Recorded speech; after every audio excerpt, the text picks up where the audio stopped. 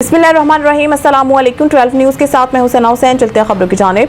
खबर शामिल करते हैं शेखुपुरा से। मोहम्मद शेराज सिंधु की रिपोर्ट के मुताबिक डिप्टी कमिश्नर शाहिद इमरान मात और मेंबर कौमी असम्बली राना अतीक अनवर ने अपनी छत अपना घर स्कीम के तहत मुस्तहिक अफराद में मुबारकबाद के लेटर तकसीम किए और इनको मुबारकबाद पेश की। असिस्टेंट कमिश्नर समेत दीगर जिले अफसरान और मुस्तहिक अफराद भी मौजूद थे, जबकि इस मौके पर डिप्टी कमिश्नर शाहिद इमरान मात और मेंबर कौमी असम्बली राना अतीक अनवर ने गुफ्तगू करते हुए कहा कि अपनी छत अपना घर प्रोग्राम वज़ीर आला पंजाब का एक इनकलाबी इक़दाम है। वज़ीर आला पंजाब मरीम नवाज शरीफ की अव्वलीन तरजीह है कि अवाम को रिलीफ फराहम करना है। मुंतखब खानदानों के अकाउंट में घरों की तामीर के लिए रकम मुंतकिल हो चुकी है। मुंतखब खानदान अपने घर की तामीर आज से ही शुरू कर सकते हैं।